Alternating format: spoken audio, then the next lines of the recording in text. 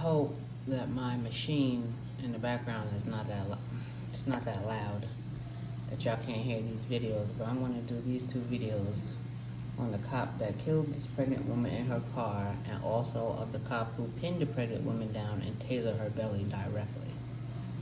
And then you people tell me what you think about this horrendous thing that have managed to happen in the past 21 hours to two women.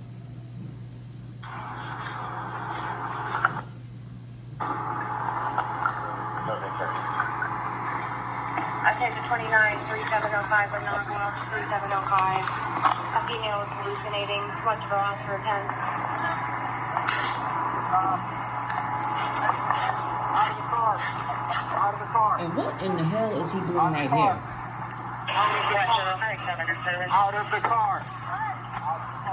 7 back in service, 1828. Get out of the car. Then get out. No. Then get out. Get out of the car. Get out of the car. Get out of the car. Get out of the car. Shots, your shots fired. Shots fired. Stop the goddamn car. Stop. Stop. Goddamn car. We're going to have a training point on the customer now. He's going to be out. They killed. Put up this imagery. I want to highlight a couple of things here. One, when the officer calls in shots fired, there's no indication, obviously, who fired the shot. They do that intentionally. The only person who was shooting were the police officers. So they will say shots fired because news media, they are typically listening in. And they don't want anyone who's listening to those channels to know who has fired the first shot.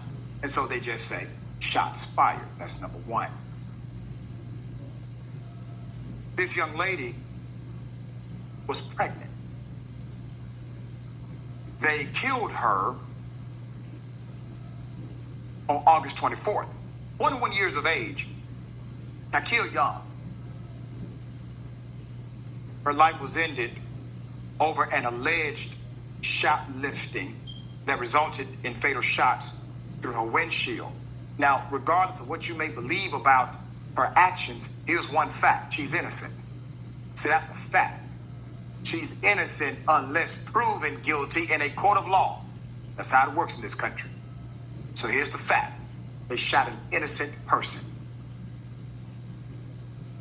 There's more. Put up the other angle here. One of the officers orders Ms. Young out of her car. Another officer then draws his firearm, stepping in front of the vehicle. She asks, "Are you going to shoot me?" ? Before steering the wheel to the right to avoid hitting the officer. That's when the officer decided to fire a fatal shot into the car, sending the car into the brick wall of the grocery store. It is clear the shooting officer's action did not only escalate the situation, but led to the death from an alleged shoplifting incident. According to his own department, he would have needed to exhaust all other options before thinking about shooting at a moving vehicle, and he himself escalated the situation by stepping in front of the vehicle in the first place. The Blendon Township Department's policy states, quote, an officer should only discharge a firearm at a moving vehicle or its occupants when the officer reasonably believes there are no other reasonable means available to avert the imminent threat of the vehicle, or if deadly force other than the vehicle is directed at the officer or others. Do you see that last part? Or if deadly force other than the vehicle is directed at the officer or others. Many department policies advise officers to move out of the way But in the Ohio video, an officer is seen drawing his firearm, putting himself in the path of the car. You don't think he planned this? You don't think he knew exactly what he was doing? An officer is seen drawing his firearm and putting himself in the path of Miss Young's parked vehicle, which John P. Gross of the University of Wisconsin Law School called bad tactics. And oftentimes bad tactics translate to needing to use more force than was necessary. Gross said the officer should not put himself in front of the car. He can't stop the car with his body anyway. So what does that mean? Puts himself in a situation where he could claim, I was in fear of my life. I agree. Contrary to the policies and his training.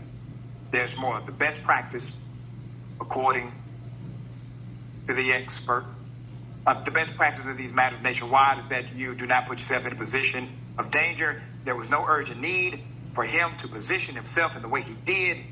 Gross also questioned why the officer drew his firearm when the issue at hand was a shoplifting allegation. He urged changes to police training. I urge changes to police officers. You can't keep talking reform. You got to talk replacement. All right. Share your thoughts here. Premeditated, not far-fetched to me, as you indicated, Dr. Ritchie. If you have the wherewithal, first of all, to say shots fired and be very careful about that, because you know, media is listening in. You're doing other things as well, and I give it to your team again, coming up with all the details, the code of conduct, and you quoted it there. But I want them to go back, dig deeper, find the other book that's meant for black women and black men. There's another book. Anything goes in that one. There's no code of conduct. There you go. Once again, culture eats policy alive every day. He broke all the policies, affixed himself to the culture, and gets to claim self-defense. It's insanity. All right, we'll bring you updates, obviously, as they come.